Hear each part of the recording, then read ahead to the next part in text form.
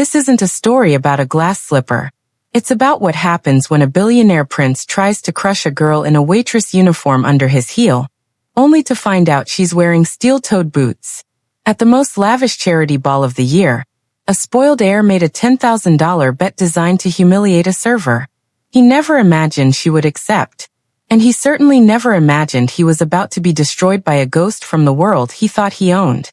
The ballroom buzzed with the sound of hollow opulence, the clinking of crystal, the murmur of meaningless conversations, and the strained laughter of people performing their social status. For the city's elite, it was a routine Tuesday night affair. For Maya Torres, it was another grueling shift on her feet, navigating a maze of designer gowns and custom-tailored suits. With a tray of appetizers balanced expertly in one hand, she was a specter in a black uniform, present but entirely unseen. Tonight was the annual Beacon Charity Fund Gala. Maya knew the script. Smile politely. Refill glasses. Clear plates. Disappear. No one really looked at her. She was just part of the seamless service they paid for.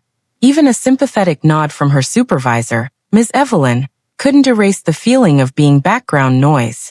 The feeling was heavier tonight, amplified by the rejection letter that had arrived that morning from the Ellison Conservatory, the prestigious performing arts school she'd been forced to abandon 4 years ago after a family tragedy shattered her world.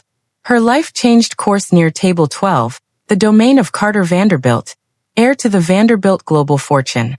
She felt his gaze first, not a glance, but an appraisal, cold and dismissive. He was impeccably handsome, surrounded by his beautiful fiancée, Sophia, and a few fawning friends who hung on his every condescending word. He was watching Maya the way a man might watch a fly buzzing near his wine glass. "Would you look at this one?" he muttered, just loud enough for his friends to hear, and they rewarded him with a round of cruel chuckles. Maya ignored it, her face a mask of professionalism, but Carter wasn't done. He manufactured a complaint about a microscopic water spot on the tablecloth, calling her incompetent. It was a petty display of power, a cheap thrill at her expense. It was a throwaway moment for him, a bit of cruel theater for his friends. But isn't it strange how the moments that mean nothing to the powerful can become the moments that define the lives of everyone else? As her anger began to simmer, the house band shifted into a smoldering, complex tango. That's when Carter stood up, his voice dripping with theatrical arrogance. "I've got a proposal for you," he called out, his voice carrying through the sudden lull in conversation. "You and me. We dance. Right now. If you can keep up without falling on your face, I'll give you a $10,000 tip." He paused, letting the humiliation sink in. "But if you mess up, you're fired. Simple as that." A hush fell over the room. It was a disgusting, public spectacle. A rich man dangling life-changing money over a waitress's head just to watch her fail. Maya felt 100 pairs of eyes on her. This was it. She could shrink away and accept the shame, or she could step into the fire. She took one steadying breath, met his smug gaze, and her voice came out clear and calm. "You're on." A wave of shocked whispers swept the ballroom. Carter's smirk widened. This was going to be even more entertaining than he'd thought. What he couldn't possibly know was that he hadn't just challenged a waitress. He had summoned a warrior. The air grew tense as Maya placed her tray on a service stand. With quiet grace, she untied her apron, folded it with precision, and then slipped off her worn-out work shoes. The gesture silenced the crowd. She was no longer a server. She was preparing for battle. Carter approached with a flourish, but Maya walked past him, moving to the center of the dance floor alone. She closed her eyes for a heartbeat, and in the darkness, she remembered the feeling of the polished studio floor beneath her feet, the echo of her mentor's voice. "Don't perform, Maya. Testify." When her eyes opened, they were alight with a fierce, forgotten fire. The orchestra began to play. Carter, brimming with overconfidence, took the lead with a series of simple, showy steps. Maya followed him for the first few bars, letting him believe he was in control, letting the audience see her as the timid waitress he thought she was. But then on a sharp, percussive note, everything changed. She didn't just break from his lead. She seized it. With a blindingly fast turn, she reversed their positions, her body language shifting from compliant to commanding.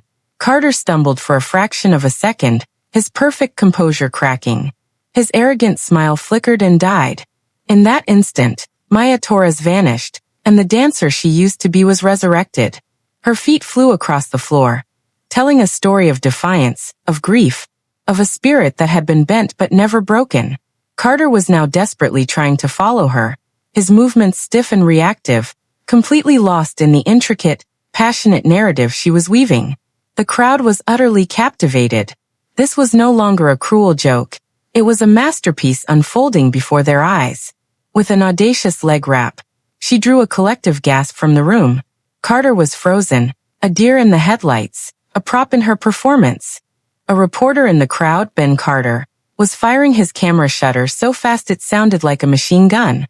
He captured the raw emotion on her face, the sweat beading on Carter Vanderbilt's brow, and the stunning moment she spun away from him, claiming the floor as her own, a solo force of nature.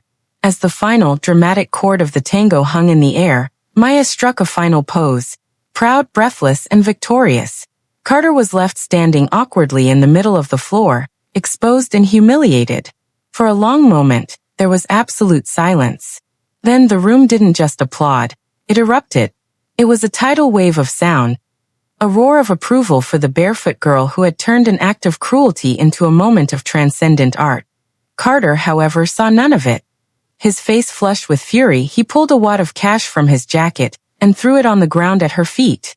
"Here's your damn money," he snarled. "Take it and get out." The bills lay on the floor, a $10,000 insult.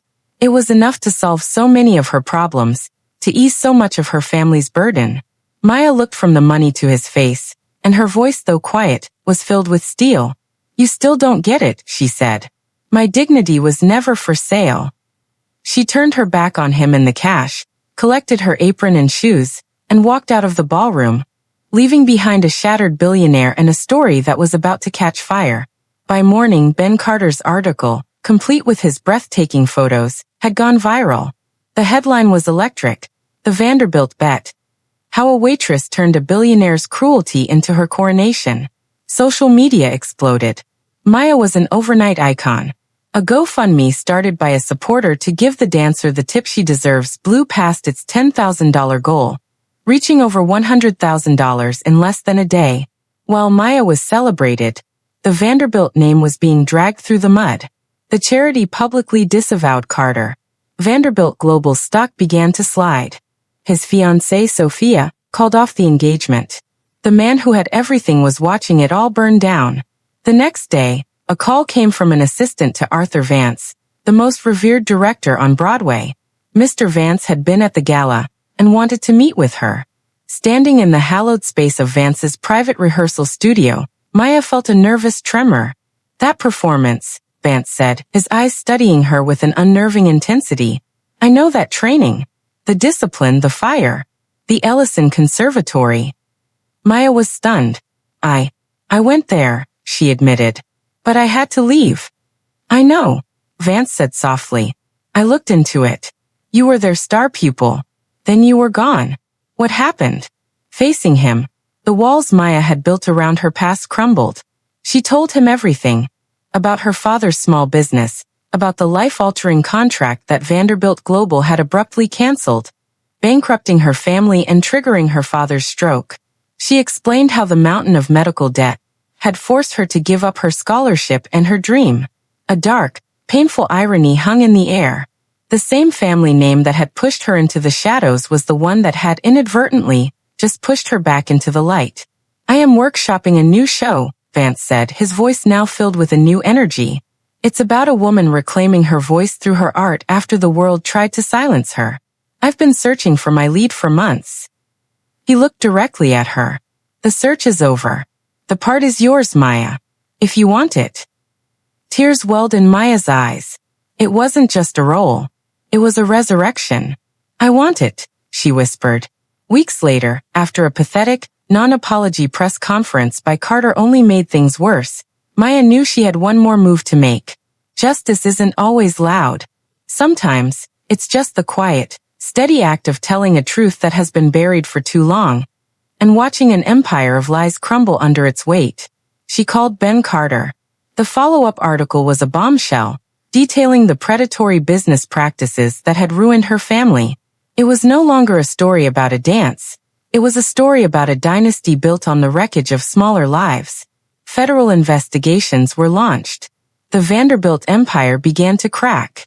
In the dance studio, working harder than she ever had in her life, Maya felt a sense of peace. The $10,000 bet was meant to be her end, a final humiliation. Instead, it was her beginning. It had given her back her voice, her art, and her power. She had proven that true worth isn't measured in dollars, but in the courage to stand up and tell your own story, in your own time, on your own terms.